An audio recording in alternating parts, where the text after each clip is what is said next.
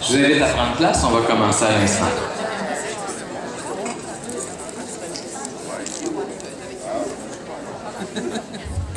Alors, nous sommes ensemble ce matin jusqu'à 11h30 environ, pour discuter de l'avenir des jeunes dans nos villes et dans nos entreprises.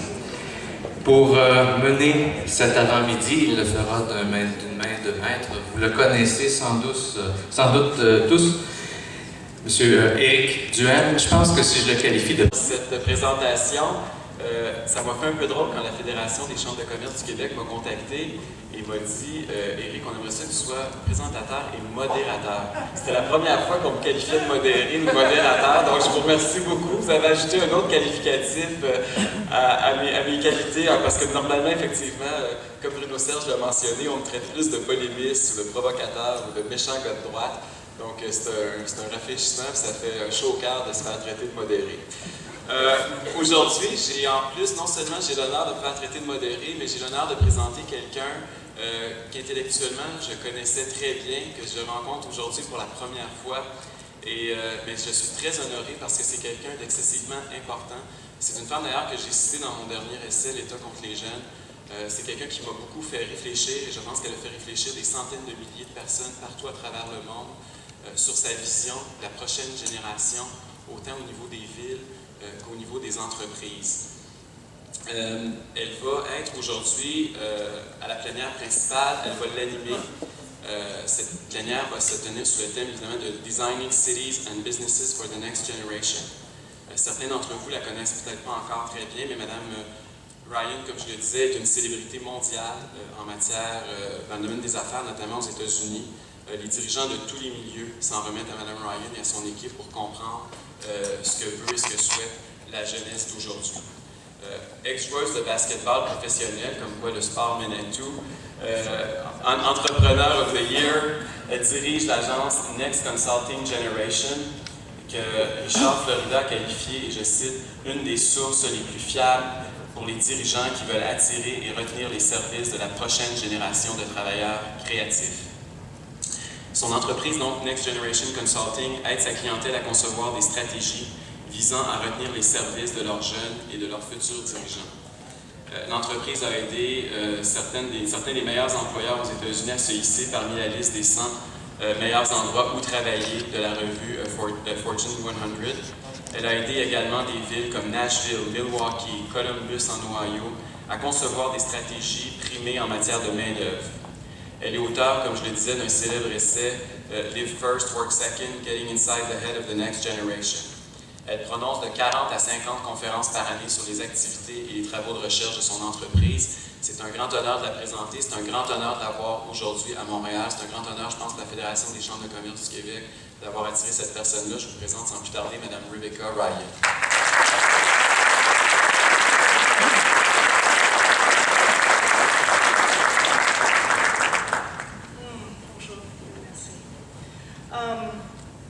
I want to start by asking when you had your last generational moment.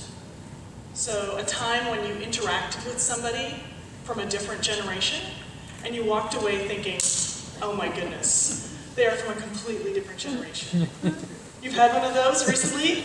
Oh, yeah. Sometimes at work, sometimes at home with your kids, or when you go to the family reunions and the grandparents and the grandchildren interact. It's great. I had a generational moment that I want to share with you because I think it sets the stage for our time together. I don't have children, so I babysit other people's children as a form of birth control. And it really works. And I was babysitting a 4-year-old and a 1-year-old, and I wonder how many people in the audience here today are the oldest children in their families, the oldest. Okay, so you're all a little bossy.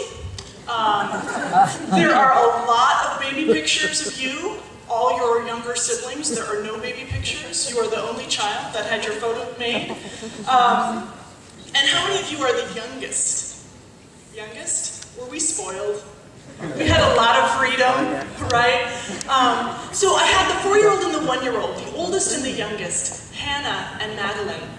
And Hannah, at 4 years old, was so mature. She was already reading. She was already a mentor at her preschool.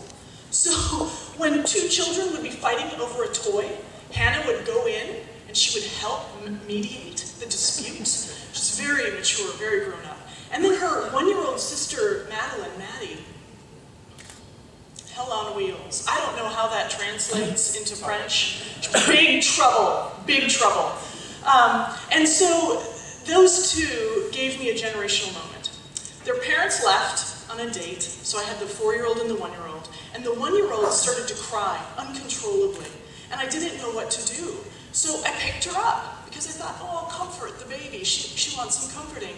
She did not want comforting. She didn't want to be picked up. Have you ever picked up a child who didn't want to be held, and they start wiggling? And then I thought, I'm going to drop the baby. So I put her in a tiny little headlock, just put her head right there, just to control her. And at that moment, her older sister, Hannah, the peer mentor, came up and she said, Rebbecca, stop. Breathe. She said, tell me what you're feeling. I know. So at first, I have to admit, I did not like that a 4-year-old was telling me how to babysit. But then I looked at the baby's head, and it was turning blue. So I thought, okay, so I put the baby down, and I turned to Hannah, and I said, I'm feeling very frustrated. And she said, what can I do to help? It was a beautiful moment. It was a beautiful generational moment. And I want to share some of my takeaways, because they're going to be themes for my talk this morning. The first theme is that sometimes the youngest voices in the room have great wisdom, if we can only listen. I didn't want to listen to Hannah. I thought, you're 4. I'm older. You know what? But then I realized, oh my gosh, she's right, the baby's head. So sometimes the youngest voices. But the second thing is that the next generation wants to help. She asked me, what can I do to help? She wants to be part of the solution. And that's the other theme for our talk today, as we talk about building cities and companies for the next generation. One of my favorite Canadians is Mike Myers. You will recognize him from Saturday Night Live. He was Linda Richmond. He, such a talented actor. But there was a bit on Saturday Night Live that Mike Myers was always a part of, playing Linda Richmond, where he would put out a question, and then he would say, talk amongst yourselves. So I brought along a question, and I'd like you to just turn to each other, maybe the people with whom you came to the event, or maybe a new friend that you're going to meet here. But for 5 minutes, I would like you to just talk about this question. 20 years from now, so that's 2022, how will tomorrow's workforce be different than today's? 5 minutes, please.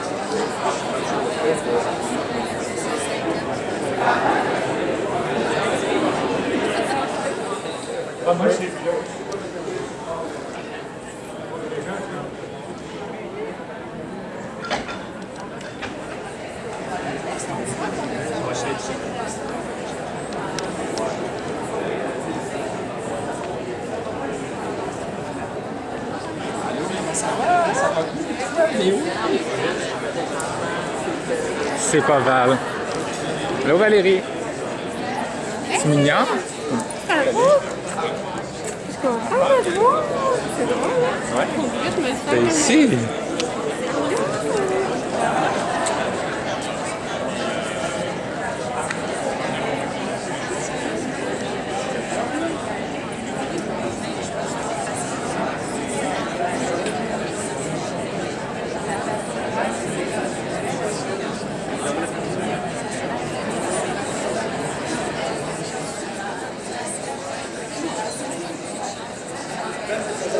Two minutes.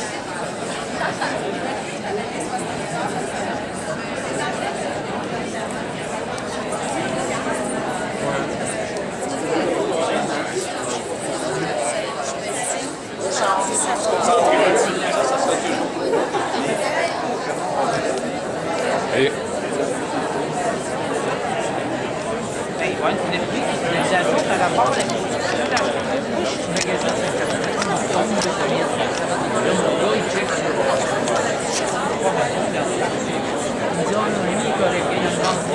Take a few of the ideas that you've generated, and we have two microphones in the back.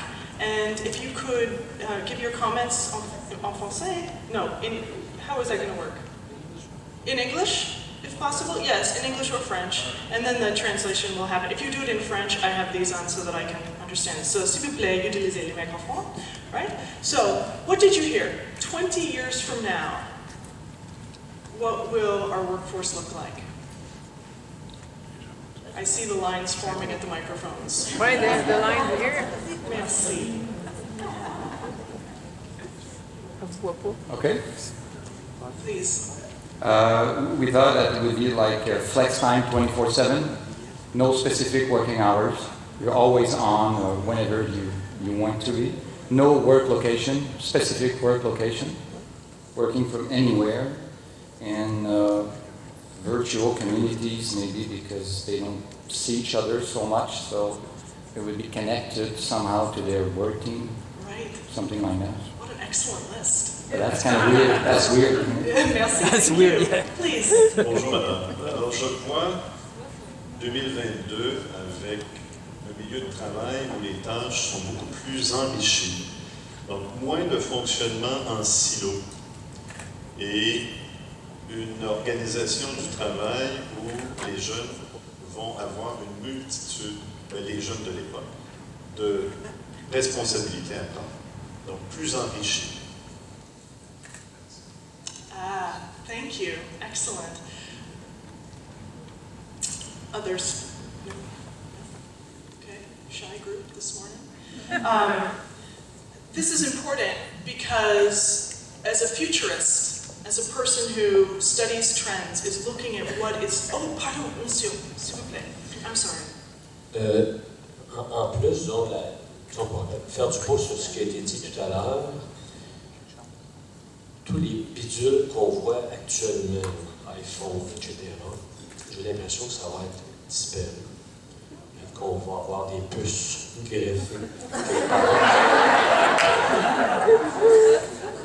Et puis, plus question de se déplacer pour aller à la banque ou à la caisse.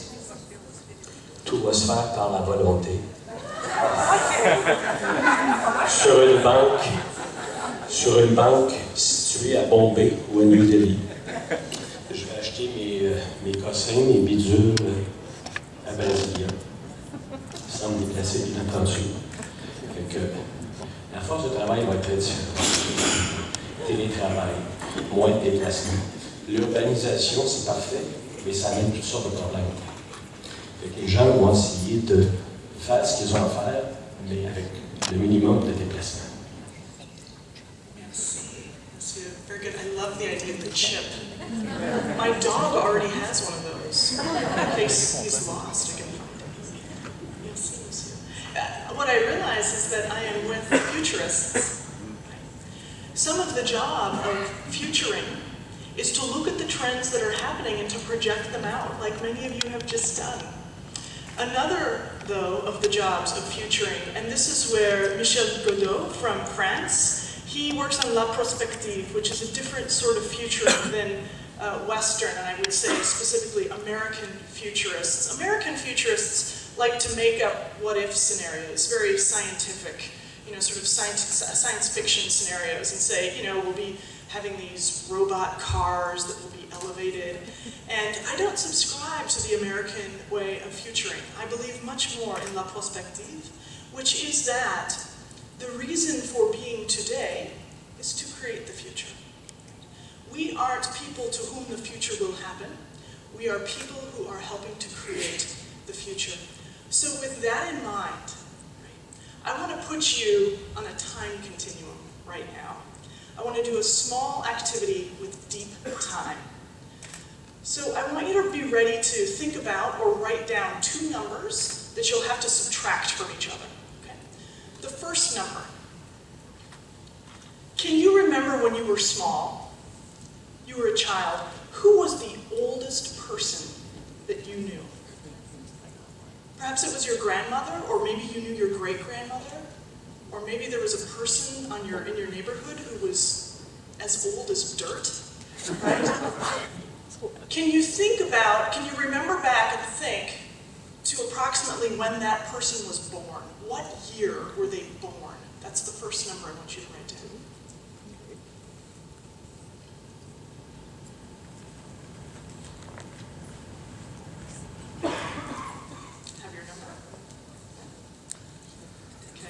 My number is 1904. It was the year that my grandmother was born. She's the oldest person. Second number. I want you to think into the future. Who will be the youngest person you will meet before you die? Right? So think into the future. Your grandchild, maybe your great-grandchild. Now, it's a guess. But can you guess what year that child will pass away? Okay. When would you guess? And by the way, the average, lifespan in Canada is 81, right? So when your great-grandchild turns 81, do you have that number in your mind?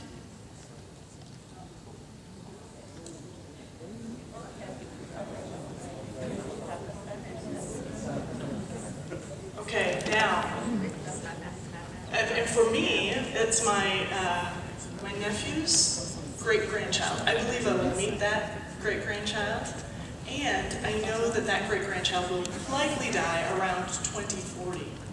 So now I want you to subtract those two numbers. Subtract the youngest person you will know before you die, their death year, so for me 2040, from the oldest person you knew, their birth year. So for me, right, I stand, yes, monsieur. Yes. You said 2040. It's 2140. Yes, that's right. That's correct. That's correct. Yes, that's all. Yes, okay, perfect. So thank you for correcting my math. So for me, I live at the arc of a 236-year time horizon. Who else is at about a 230 years? Who's longer? Who's over 240 years? Merci, thank you very much. Anybody over 250 years? Wow, long-living people in these families, great genetics. Okay. Super. So when you think about how you are on a bridge over 250 years of time, I think we can see a little bit more clearly that we do have deep knowledge of history, and we do have a deep sense of legacy and our time into the future. But we live in this moment, right? The smaller bridge between yesterday and tomorrow.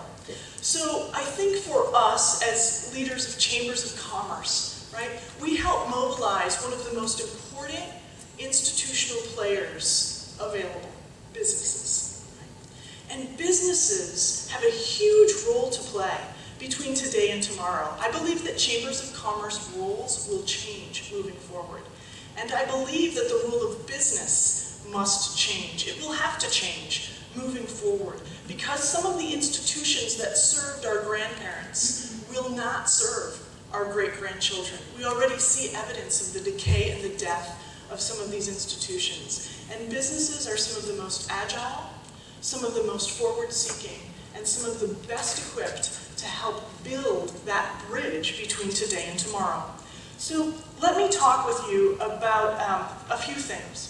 The first thing that I want to talk with you about today is who your next generation will be. I'm a big believer as a futurist that if we start with whom we're talking about, what will help take care of itself. But this is the opposite of how we do it in many of our cities and in many of our strategic plans. Think about your last strategic planning session. I bet the key question was, what are we going to be doing 5 years from now, 10 years from now, 3 years from now, whatever the length of your strategic planning session is. I think a much smarter question for us is, for whom are we building?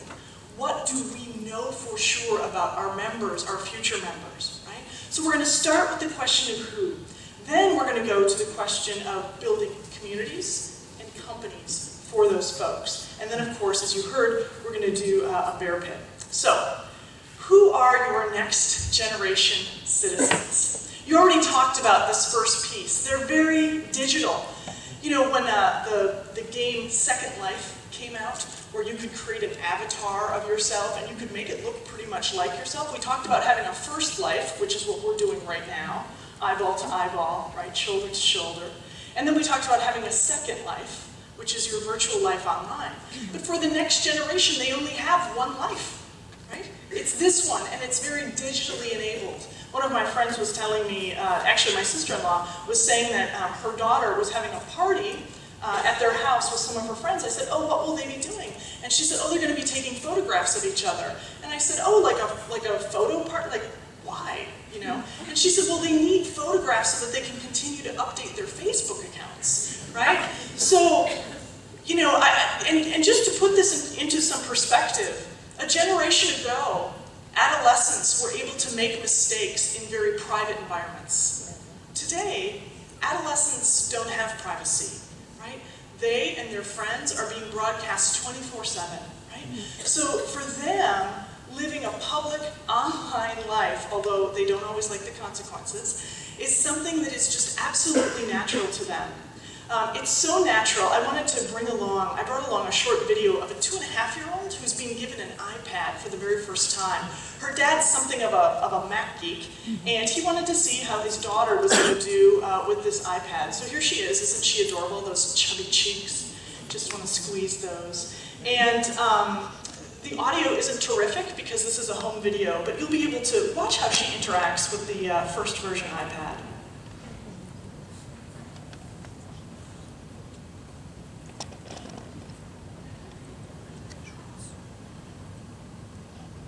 Getting the iPad. Oh, immediately she recognizes something. Check this out.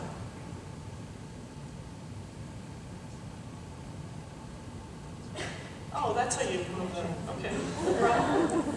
10 seconds. It took her to do that. Now I'm trying to move it back. What? This isn't working. What? Ah, there we go. She started a game. No fear. Oh, now I can draw. I'm drawing. Clear. Bam. She proceeds to play this spelling game. I'm going to stop the video here.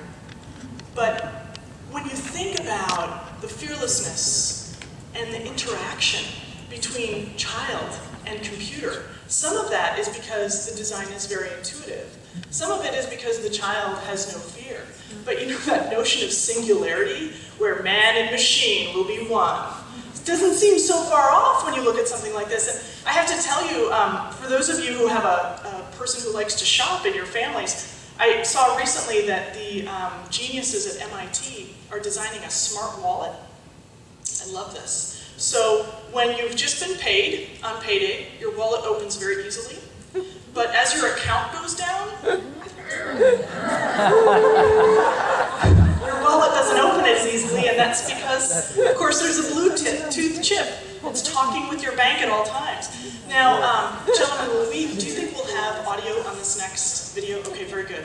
I want to show you this next video. Some of you have seen this, but the minds of Google have designed these Google glasses. Now, first of all, do you already know that at many universities across North America, there is proof that when we think things, they show up as text on screens? I've seen this myself, right? So a person has some contraptions strapped to their head, they think, I'm hungry for lunch, and the words show up on the computer screen.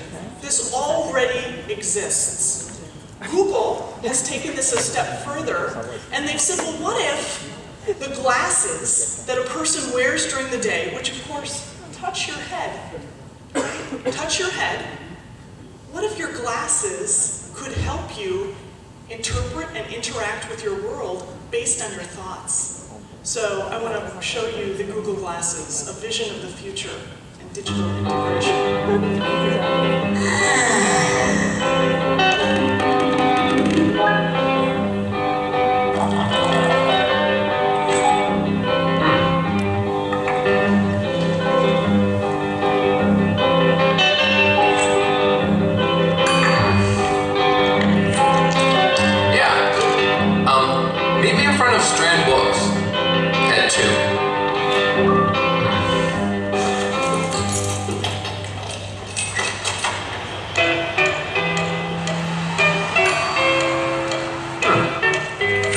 Oh man, really?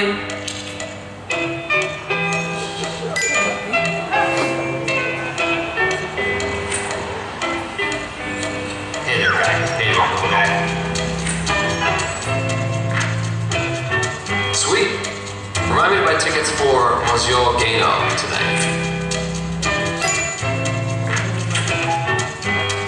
Where's the music section?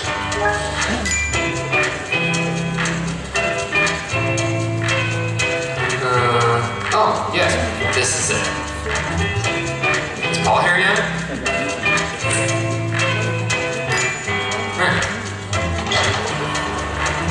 Hey, dude, how's it going? Want me to check out that new place I was telling you about? Sure. This stuff's really good.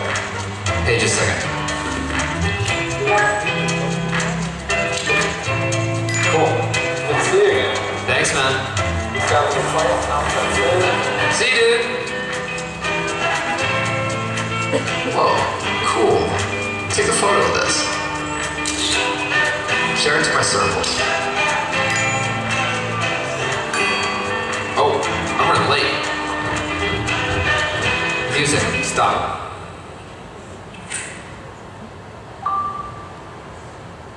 Hi, what's up? Hey, Hey. you want to say something cool? Yeah, sure. Is that a ukulele? Yep. Okay, here goes.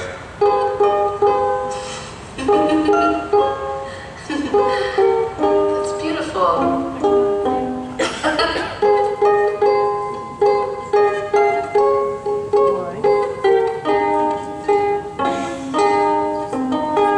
Pretty incredible, right? I mean, I'm already thinking about what I want my glasses to look like, you know, thinking about what kind of frames they'll come in.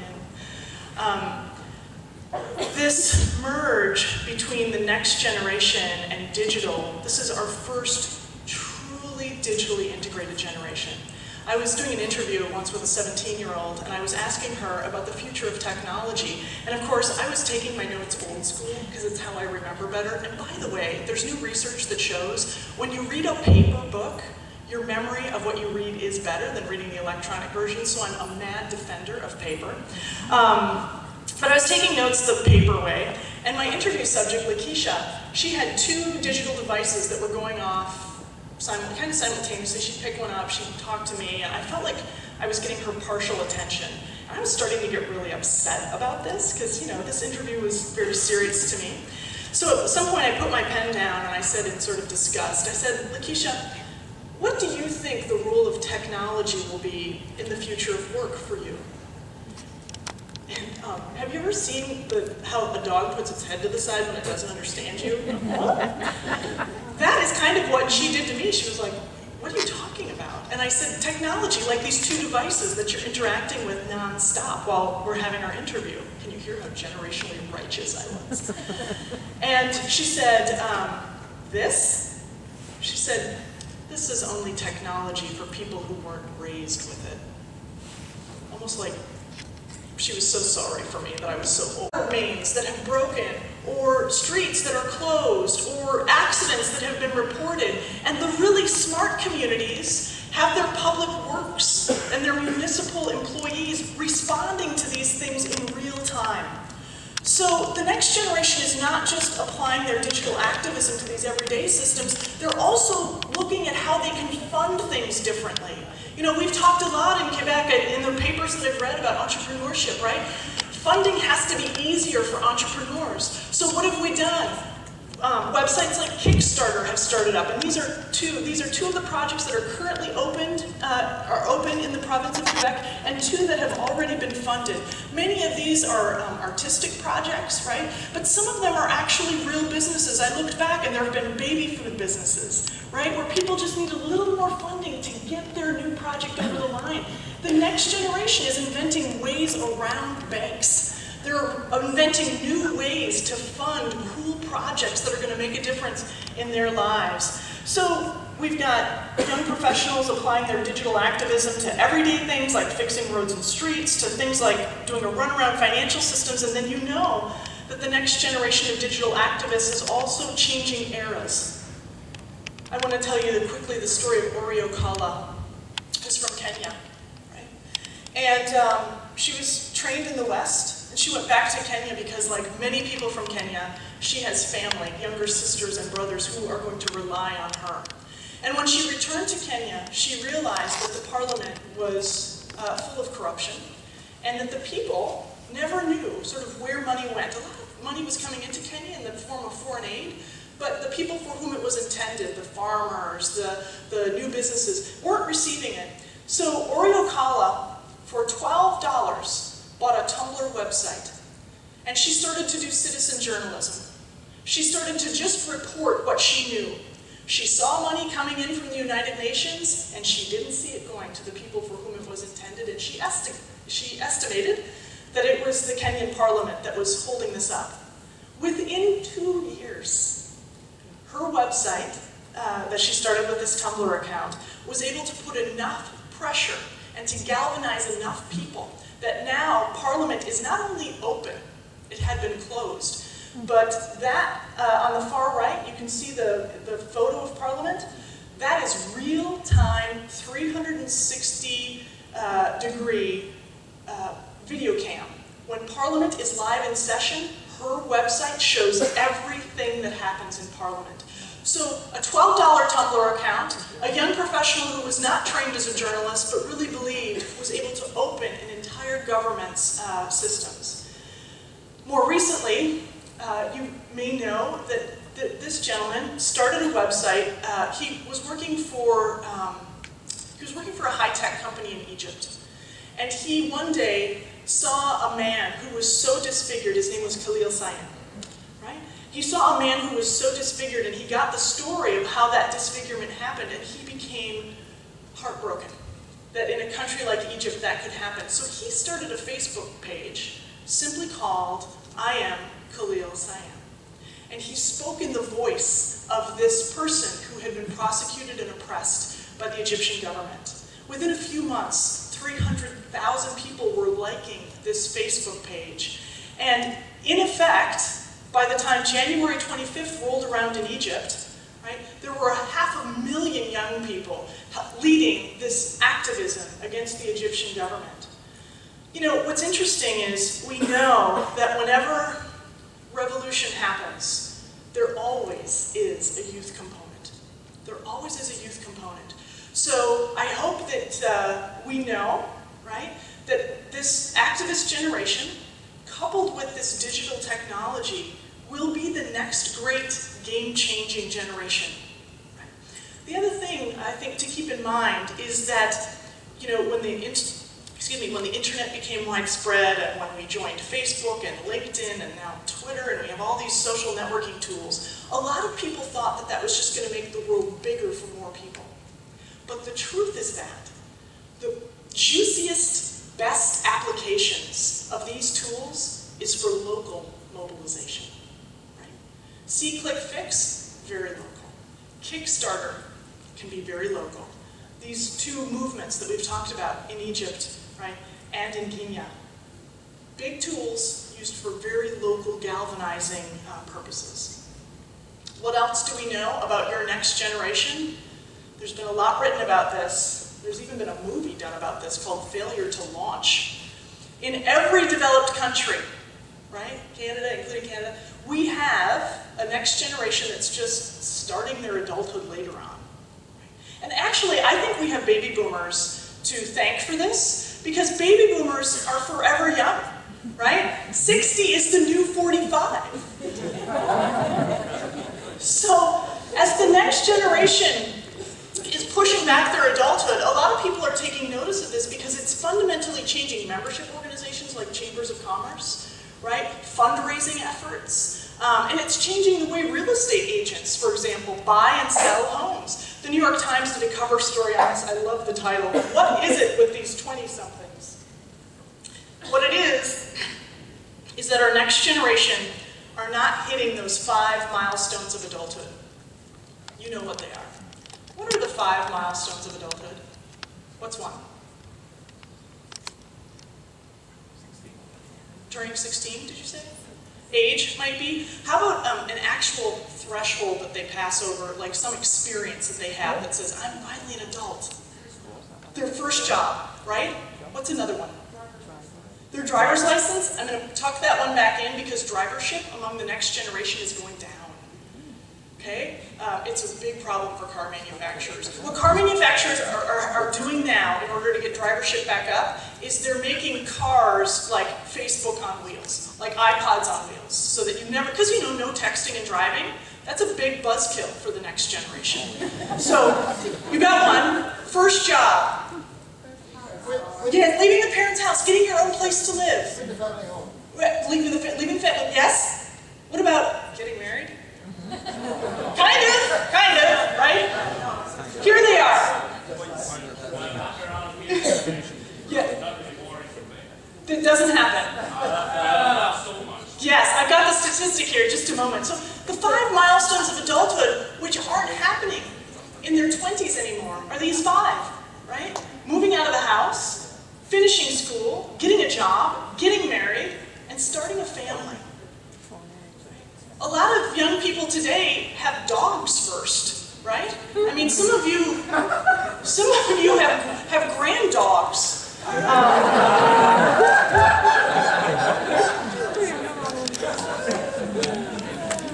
Grand dogs, yes.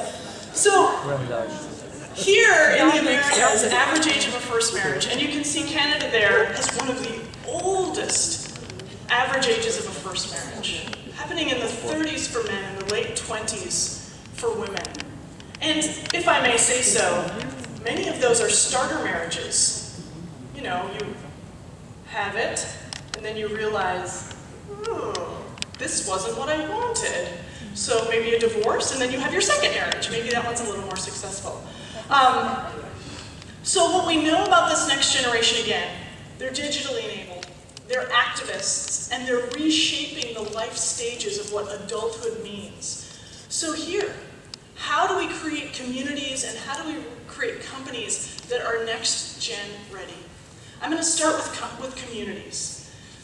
First of all, sometimes people say, Rebbecca, why should we even care about the next generation? They're not getting into the labor forces early. You know, they are starting their families later. They're sometimes not even buying houses. They want to rent. They don't seem very stable. They're very mobile. Well, finally, CEOs for Cities, a couple of years ago, came up with this statistic. And I have to admit, I looked for the talent dividend for Canada, and I can't find the corollary. But if you would just allow me to make the leap here, for every 1% increase in the percentage of educated young people in your community, the community gets a $763, looked like an 8 on my screen, I thought it was $763 economic bump per capita. So if you come from a community that has 10,000 people, right? If you increase your percentage of educated people living there, that's a $7.6 million economic impact for your community. That can buy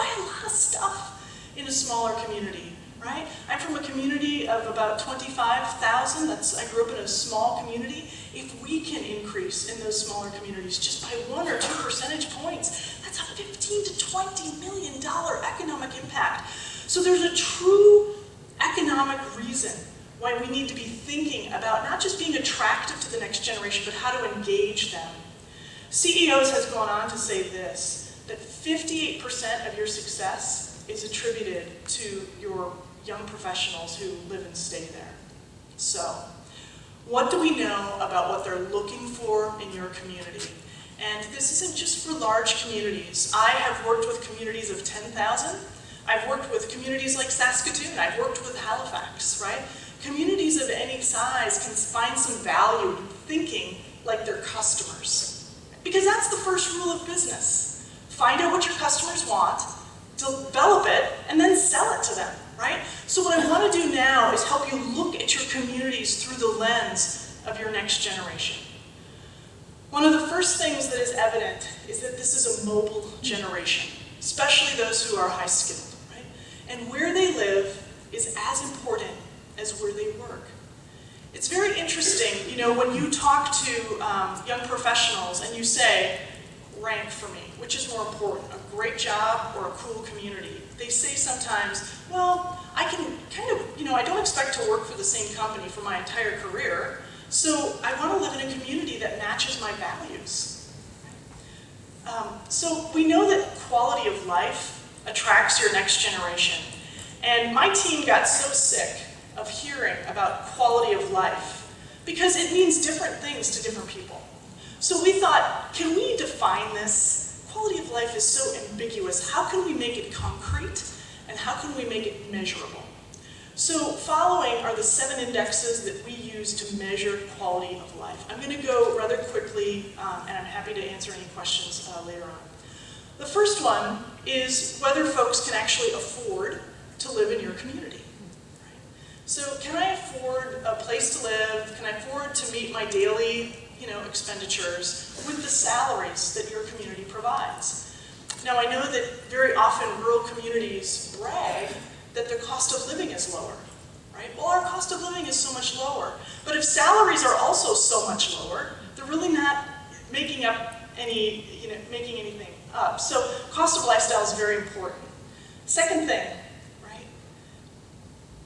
How wide and deep are the earning opportunities? I think the antithesis of this index is Detroit. Right? Detroit staked its entire economy on a single industry. And when that economy went into decline, the whole community went into decline. So what we're looking for in communities is a nice mix, right, of entrepreneurs, of larger companies, of a lot of small and medium-sized companies. And by the way, may I say this?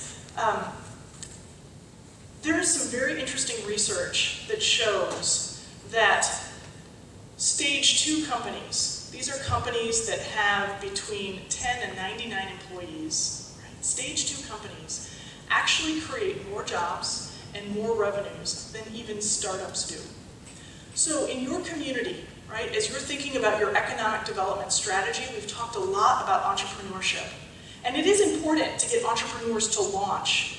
But as important are those stage 2 companies that have already launched and have the most potential to grow quickly and to create jobs and create revenues. So pay close attention in your communities and in your surveys of your members to these stage 2 companies because they often feel underserved by their chambers of commerce and they're run by entrepreneurs who don't tend to be joiners, right? They don't have time. So pay close attention to these stage 2 entrepreneurs who create a lot of the earning muscle in your community. The third index, the vitality index. Is this a healthy community? The connection, just one thing to talk about here is the connection of your trail system. Right? I've been in communities where they boast about, Halifax is a great example, they boast about the trail system that goes along the Atlantic Ocean. Right? But the thing that's sad is you have to drive your bike to that trail system. Because once you hit the end of the trail system, you will be killed by a motorist, right, if you try to continue to bike. So the important thing here is to sort of think of connection and to think of the health and well-being of the community. This is important, the vitality index is important because so much of knowledge work is done in this posture, sitting on our butts, right? So to be active, to have an opportunity to be active matters intensely to the next generation. The learning index. So, is this a community that values being smart? The next index, how easy is it to get around town and out of town? And I have to say, this is where many rural communities exceed. Because I was talking with a friend of mine who lives in rural Ottawa. And he said, yeah, you know, if I leave my house 2 minutes late, I hit this one red light, and then I'm late for work, you know. But you compare that story to somebody who deals with real traffic, and this is one of those areas where rural communities really win. Next index, there are two more. Social capital is the 6th index that we look at in quality of life. So how well does the community include all people? And we know that as Quebec continues to become an immigrant magnet, this is one of our key challenges, right? Is how we become an inclusive community for all people. And then finally, what's there to do after 5? Right? What's there to do on weekends? I hear so often from young people who live in communities who say, everything closes after 5 o'clock. There's nothing to do after 5 o'clock. So you know what I've told them to do? They're digital activists. I said, why don't you get some of those big 3M Post-it notes that stick to the wall and pick a night, right? Get all of your friends together, pick a night, and simply write on those Post-it notes, like at the appliance store, I wanted to buy a refrigerator with a built-in ice maker. I wanted to spend $800. Sorry you were closed, Post-it. So imagine if the main street became filled with those Post-it notes of all that money that has to be spent in other places, right? So when you look at these 7 quality of life indexes, what we do is we lay these out. This happens to be Halifax's handprint. And the bigger the handprint, the cooler the community, the better the quality of life. So really great communities to live in tend to have big diagrams, big spider diagrams. So this is Halifax. This was done, I think, 4 years ago. This is the handprint of Saskatoon, right? So a few things to work on there. And this, just for comparison, I brought along, this is Austin, Texas. Right? So when you look at, one of the reasons that Austin is always seen as one of these cool places is you look at how they score in these 7 indexes, and it's pretty amazing. Okay, so key takeaway from this piece is that if you want to be attractive for that next generation, thank you. If you want to be attractive for that next generation, you have to think like they think. You have to look at your community and the way they look at the community. Jobs aren't enough. They're looking for a whole lifestyle in that community for themselves and for their families. Now I want to talk a little bit about making your company's next gen ready. So this could be your own chamber office, right? To look at your own organization through the lens of the next generation. And I just want to talk about 3 truths that the next generation knows, but business has not caught up. The first one is this. The next generation knows that business hours and paid vacation are baloney. There is no such thing as business hours. How many of you this morning, you don't have to raise your hands because you might be embarrassed, but I just want you to answer in your head, how many of you checked your BlackBerry or your smartphone before you took a shower today? You were still dirty, had some bedhead. Okay, thank you for your honesty, sir. So what's interesting is we like our next generation to come to work inside these arbitrary confines, 9 to 5, right? Or we talk about how we have 2 weeks paid vacation, but they know full well that you're going to expect them to check their email even while they're on vacation, maybe once or twice a day. So for the next generation, it feels a little bit like business has not caught up to the 24/7 digitally enabled world in which they live. The second reality for the next generation is that young professionals tend to marry other young professionals. So we truly have two career families. Right? I have talked to many young professionals who will tell me that they were approached for a significant promotion, to be the CFO, to be the COO, but they looked at the person who was in that job and the hours that that person had to put into that job, and they knew, I can't do that because my spouse works, we share responsibilities for our children. So when you think about your succession plan, you might have to bend your jobs a little bit for the new realities of the next generation family structure. And the third thing is the notion of trust and supervision. I always say, flex time isn't a problem for organizations. Flex time or telecommuting is a problem for managers.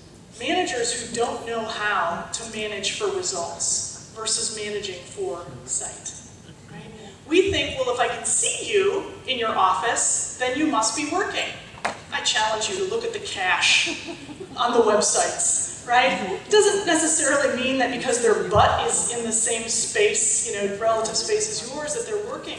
So that for the next generation, the idea that a place equals work, to them, any place equals work. You see it at Second Cup, you see it at the local coffee shops. Right? So, I wanted to show you what matters most to employees by age. For those under 40, life-work balance, number one factor. Number one factor. So if you're not looking, if your companies, if your members aren't thinking about how they can be flexible and adaptive, it's important. But here's the surprise. Employees over 40, it's the second most important factor. So life-work balance is one of the key, I feel like, missing pieces where society has moved to an always-on, digitally enabled, two-income family. Society has moved, and business has not. In some ways, businesses are stuck in some of the outmoded ways of thinking about getting performance through people. Before I go, one final story. This was the Beijing Olympics. The first thing I notice when I see this image is that in blue are the USA men's 4x100 team. And do you notice that the bibs are not laser printed? Somebody had to write USA in a Sharpie marker on these bibs. How embarrassing. Can you imagine being the track manager and pulling out the uniforms and saying, oh my gosh, we don't have bibs. So somebody says, who has a Sharpie? And another person says, who's got the best handwriting, right? So, super embarrassing. We did not have our act together at all. But the other thing that you'll notice, of course, is that on the bottom there is the red baton. To my mind, this is such a great metaphor for what's happening between generations. Because you have an incoming generation. These are your baby boomers. They have been doing this for a long time. Everybody expects them to have the answers, right? But the problem is that the questions have changed. The questions have changed. Baby boomers don't have all the answers, but they've been taught to run and to work hard, and they have, and they do. Your outgoing runner is the next generation. Your Generation Xers, your millennials. Sometimes you're like, give me the baton. I'm ready to take the baton, right? But here's what's happening in our communities. First, some baby boomers don't want to give up the baton.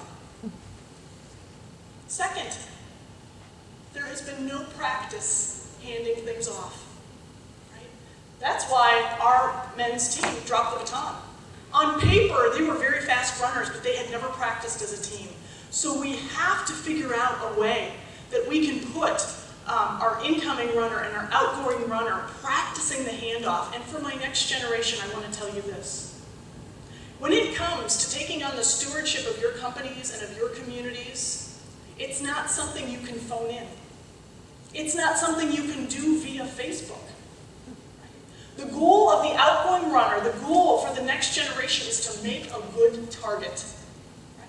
To make a good target. And that happens in places like this where we sit shoulder to shoulder and eyeball to eyeball. Where we solve problems together. There is a principle among Native Americans in the United States, and maybe your First Nations and Aboriginals have it here as well. But the notion is that no decision can be made without figuring out how it will impact your children's, grandchildren's, grandchildren. We have systems that are decaying, systems that are in huge repair. We have a digital activist generation saying, I'm ready, right? But they're not always sitting right here. They're not always making the best target. And we have an incoming generation that needs to be willing to hand off the baton and to make a good pass. Those things can only happen if we sit together, if we solve problems together. I thank you.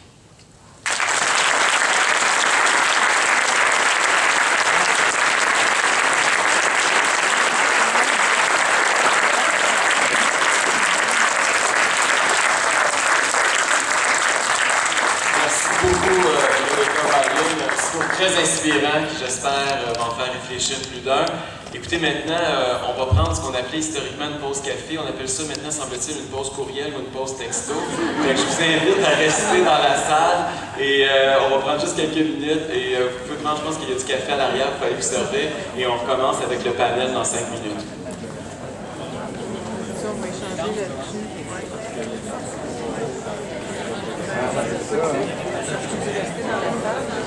Hein? Le message, c'est le premier message de ça. Ouais.